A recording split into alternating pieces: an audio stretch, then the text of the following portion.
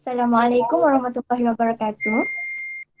We are from Group 7 and we consist of Azra, me, Nazra, Auni Atira, Sophia Ayuni and Faris Fitri. So today we are going to present 5.6, which is application of green technology in industrial waste management. Next.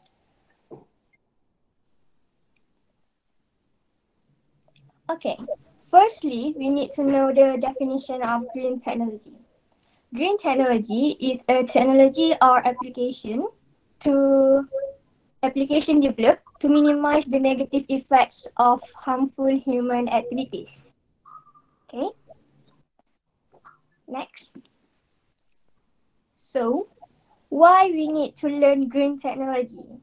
It is because green technology is important in overcoming the destruction of the environment, reducing carbon emission.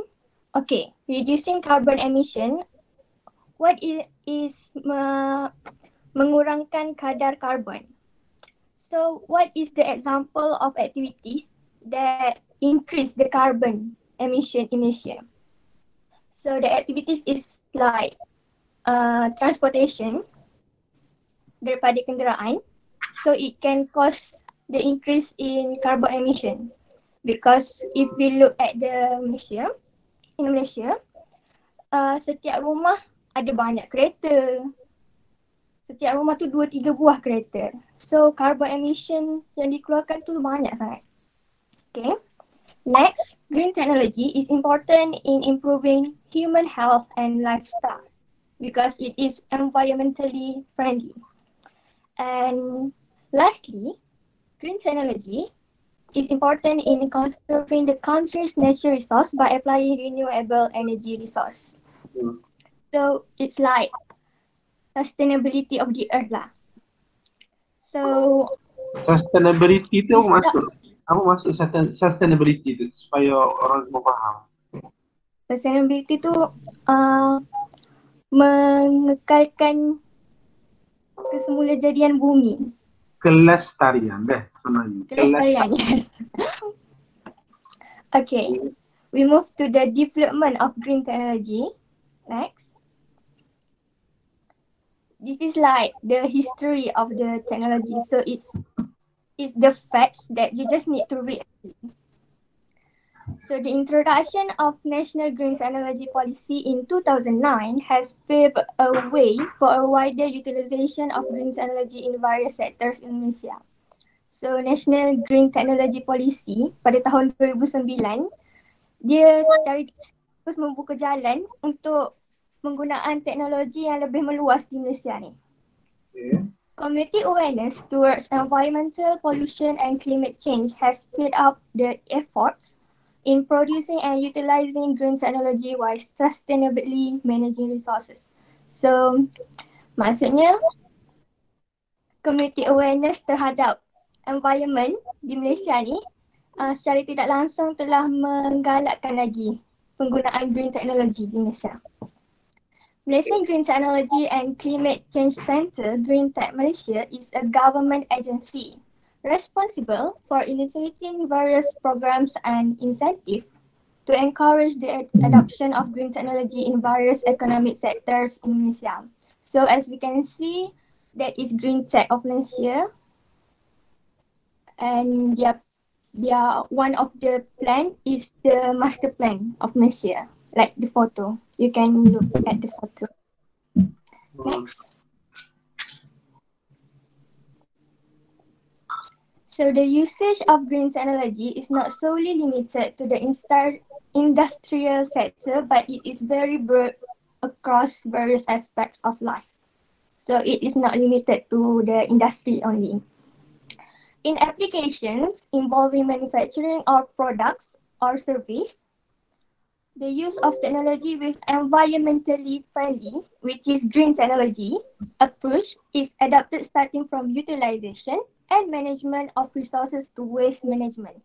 So maksudnya green technology digunakan daripada pembuatan sehinggalah pengurusan pelupusan waste management. Digunakan secara meluas. Next. Yang lain selalu faham Faham? Faham. So green technology sectors in Malaysia and the applications involved. Next. First, the sectors of green technology in Malaysia is in energy supply, which is focused on the use of a cleaner and carbon-free alternative energy that can replace the use of fossil fuels, such as renewable energy, which is wind energy, geothermal energy, with power and solar power, solar energy. Faham? Faham. Next, Respon lah, respon pada kawan awak tanya tu bagus presentation. next, Kalau boleh Azra explain biar semua berapa next sectors of green technology in transportation. So we focus on the improvement of a cleaner transportation infrastructure, vehicle fuel, and public transportation. So we use alternative fuel like do you know Tesla? Yes. Yes. Electric car, right? And alternative fuels as but by that is solar car. So it is greener and cleaner for our environment, right? Yes. Yes. Okay, next. Ada tak dekat Kelantan awak jumpa kereta macam tu? Guna lagi. No. Tak ada, sir. Tak ada. No. Okay. Terus Okay.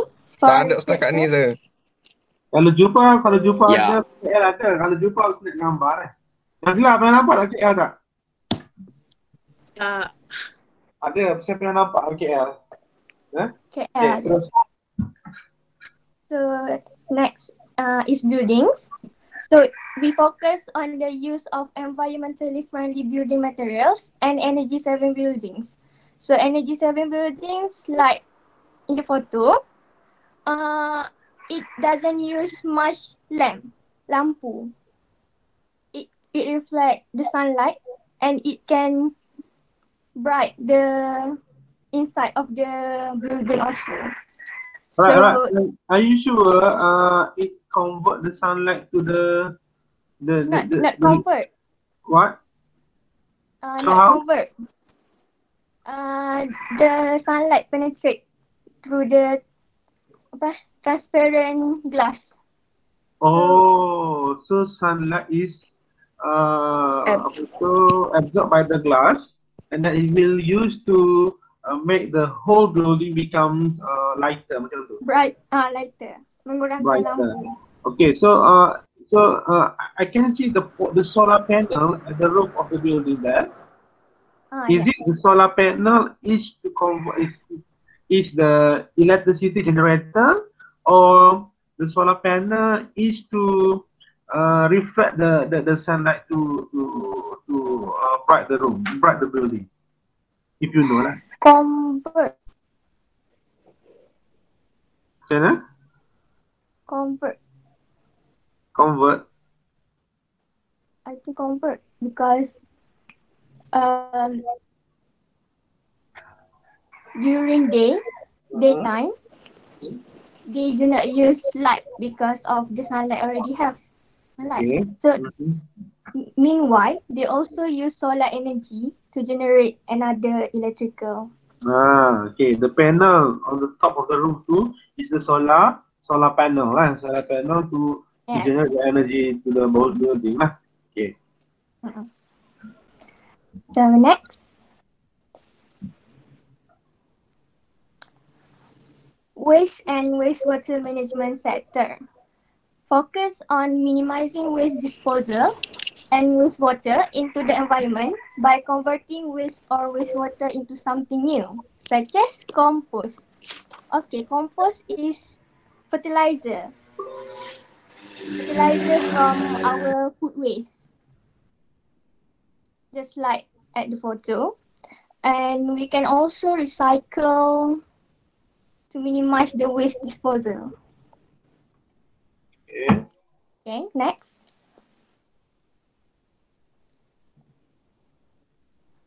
Agriculture and forestry sector.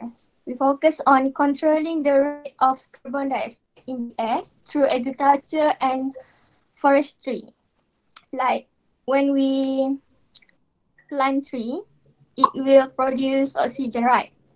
So, and it use carbon dioxide that we used to give out when we breathing. It can balance the gas, carbon dioxide gas in the environment. Okay, next. And lastly, industrial sector.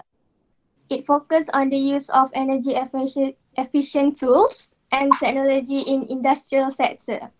Like energy efficient tools is we as a pengguna yang bijak Okay. must choose the right tools like bulb, which bulb is most safe energy, most efficient energy, like that. So next I will pass to Auni Atira. Okay, teruskan. Okay, so on the next slide, we will discuss about the green technology in waste and wastewater management.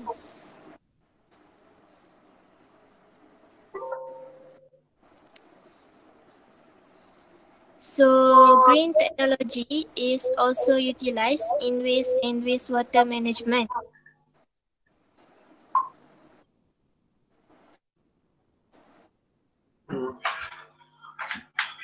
Okay.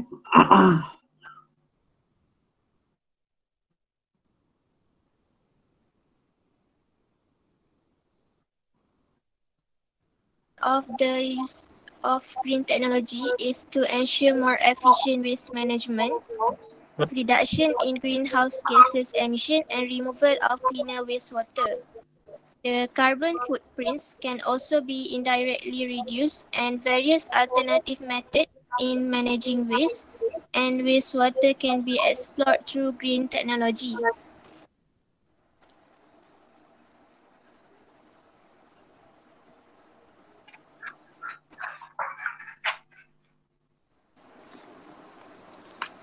So, green technology approaches in waste and wastewater management are shown in the diagram, which also involve waste disposal, disposal site management, and wastewater treatment.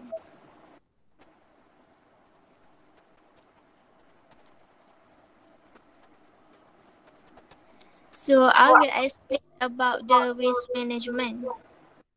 Rapid development and growth in population have contributed to large quantities of generated solid waste or rubbish. If not properly managed, the quality of life and public health will be affected.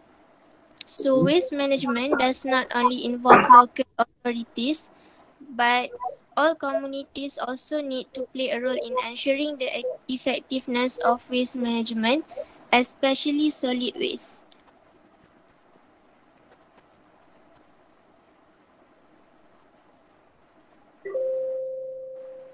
The procedure of the management of solid waste.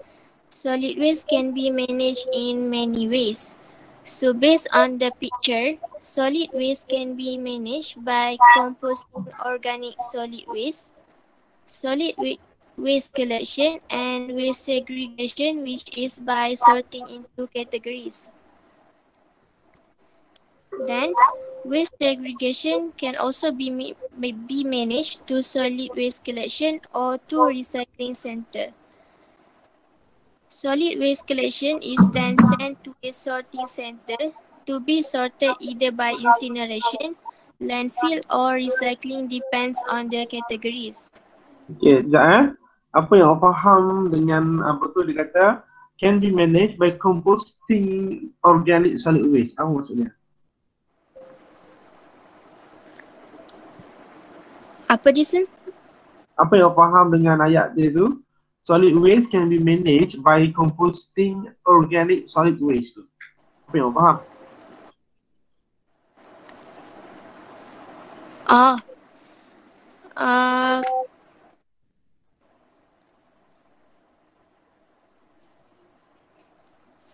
Composting organic solid waste ni macam bahan ataupun material tu dia boleh terurai dengan bantuan bakteria ataupun other living organisms. Ya, kau awak ni. So saya tak tepat dia orang lain, cuba tolong.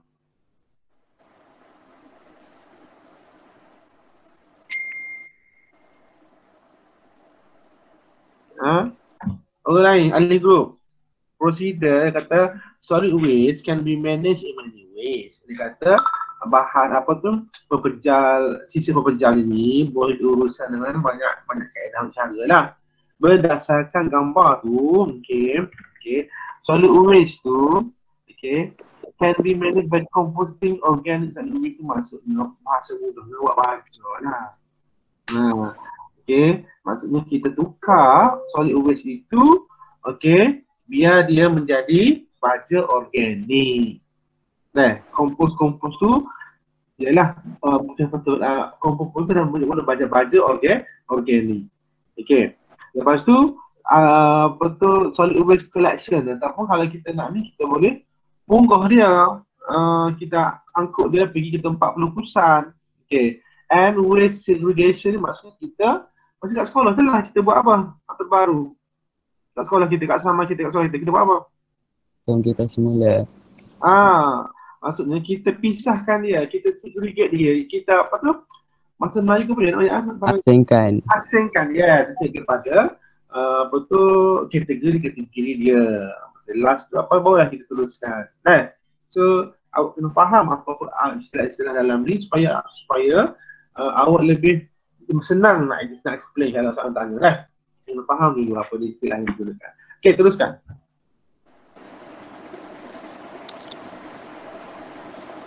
So after waste sorting center, the waste in landfill does not end there, but will be sent to landfill leachate treatment or to methane gas recovery.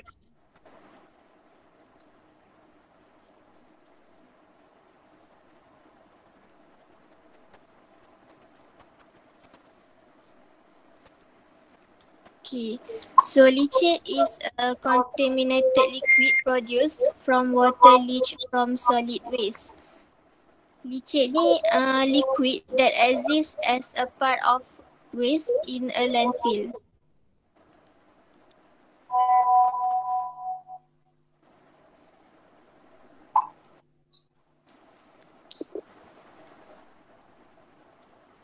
Okay. Methane gas recovery is a methane gas that is collected from solid waste deposited in a landfill. The composition of landfill is usually about 50% methane, which is the primary component of natural gas, 50% carbon dioxide and small amount of non-methane organic compound. So instead of escaping into the air, landfill gas can be converted and used as a renewable energy resource.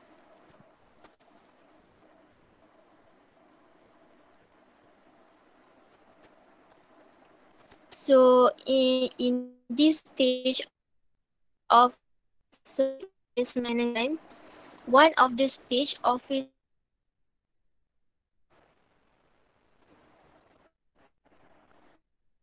green is used in the recycling process as well as in waste incineration. Recyclable material can be used when manufacturing plastic, fertilizer and fuel. Green technology can also be a part of the production process, such as processes to recycle water or waste in the manufacturing process.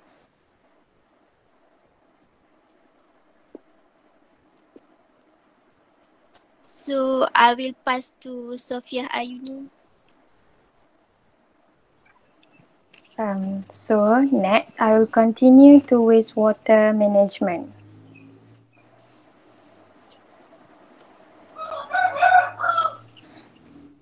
Next slide. Okay. The first one is... Okay, sekejap Sophia. Okay, Okay. tadi apa yang awak cerita pasal solid waste. Solid waste. Solid waste. Alright, you have to faham lah. Online lah saya cerita faham. Okay, lepas tu sekarang ni solid waste ada cara dia lah. Ada 3 cara dia tadi kan. Which is yang pertama sekali dia nak buat apa? Saya sebut tadi. Dia nak composting kan. Lepas tu dia boleh collecting kan.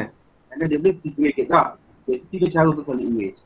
Okay, lepas tu dia juga boleh apa tu produce tenaga dia kan, maintain gas tak yang boleh supply pada rumah.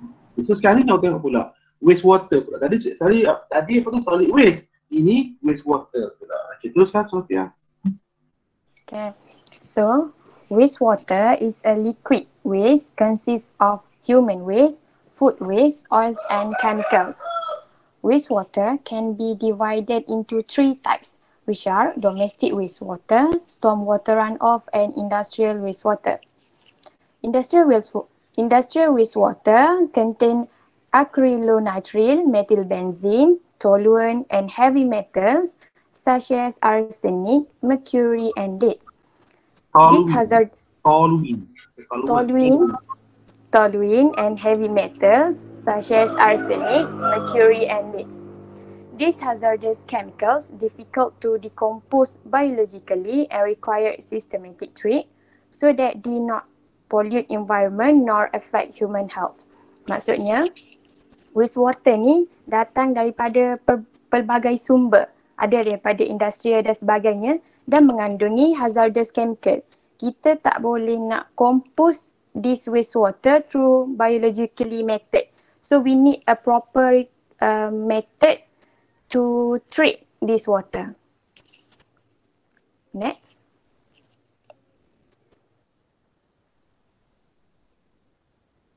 Next slide.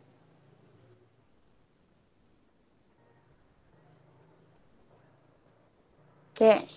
So, for the further information, we need to know what is domestic wastewater, stormwater runoff, and industrial wastewater. Domestic wastewater originates from activities such as restroom usage, bathing, food preparing, and laundry. Maksudnya macam rutin harian kita. Stormwater runoff is rainfall that flows over the ground surface. It is created when rain falls on road, driveways, parking lot, rooftop, and other paved surface that do not allow water to soak into the ground. Maksudnya kalau contoh kita tengok hari hujan, lepas tu kalau kita perasan atas jalan dia jadi macam air penuh atas jalan. Sebabnya surface tu dia tak allow the water untuk masuk dalam ground. Sebab itulah berlakunya stormwater runoff. And the third one is industrial wastewater. Industrial wastewater is the aqueous discard that result from substance having been dissolved or suspended in water. Typically during the use of water in an industrial manufacturing process or the cleaning activity that take place along with that process. Maksudnya industrial wastewater ni water yang digunakan dalam perkilangan. Okay, next. Bukan water yang diguna dalam perkilangan. Okay, water sisa air daripada industri dari kilang. Maksudnya kalau contohnya kalau dekat dengan tempat kita tu dekat area para tembak tu, okay, air daripada kilang tu bukan yang diguna, yang dah digunakan. Lalu sisa tu banyak mengandungi yang dari betul arsenik, toluene semua tu, so mesti dirawat semula kan. Okay, tak boleh dilepaskan kepada begitu saja dalam tu sewage system kita lah. Teruskan. Okay. Next, landfill. Tadi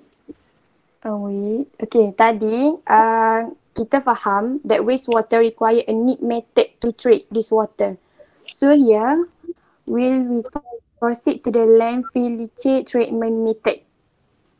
It is a green technology approach that can be used to treat wastewater, including all type of wastewater.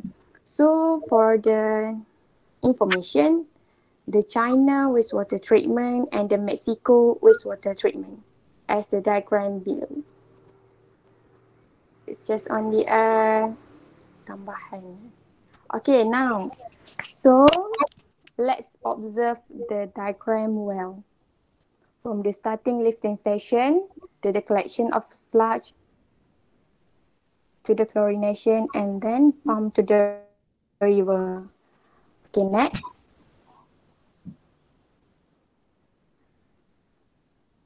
Okay, refer to the diagram. First, wastewater is pumped into lifting station. Second, screening of solid waste pollutant will form flux and can be isolated from water and then removed as sludge. The third one, carbon or copper electrode are used, while wastewater is the electrolyte in the electrocoagulation process. Now, what is the electrocoagulation process in the wastewater? Electrocoagulation treatment technology that remove total suspended, solid, emulsified oils and other contaminated in water. Okay. Next.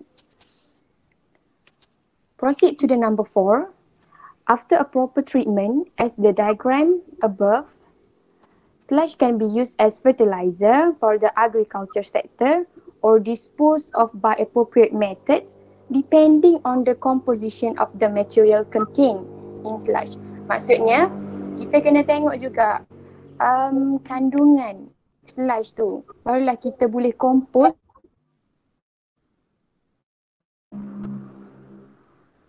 Number 5, in the aeration tank that contain oxygen, it will decompose organic matter by bacteria. Maksudnya masa ni dia menguraikan organic matter tu menggunakan bakteria. And the number 6, further treatment of wastewater continued by disinfection and chlorination to make sure it's already free from the chemical. Ni macam biasa kita tahu penggunaan chlorine to make sure the water is safe to use. And the last one, wastewater being treated can be reused for crop irrigation or discharged as effluent. Maksudnya daripada wastewater tadi, kita boleh rawat dan digunakan balik atau dialirkan ke sungai. Maksudnya tak akan berlaku pollutant dengan adanya green technology yang kini. I think that's all. Okay. Thank you. Okay, ada soalan? Jangan. Teruskan lagi. Okay, now we move to the importance of green technology in life. The first importance of green technology in life is to produce a cleaner source of energy. Teknologi hijau ni menghasilkan sumber tenaga yang lebih bersih. Contohnya seperti tenaga dan tenaga wind energy. Second importance of green technology in life is produce more effective waste management. Dengan adanya teknologi hijau ni, pengurusan sisa pembuangan menjadi lebih efektif dalam kehidupan seharian. The third one is improving standard of living. Dengan adanya teknologi hijau ni, ia dapat meningkatkan standard kehidupan kita. The next, spearheading innovation.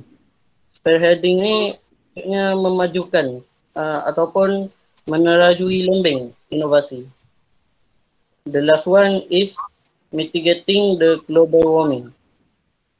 Teknologi hijau ini juga mengurangkan global warming ataupun pemanasan global di dunia kita. Itu saja pada kami. Sekian, terima kasih. Okay, very good explanation from all of you. Okay, so yang bab ni awak kena baca lah,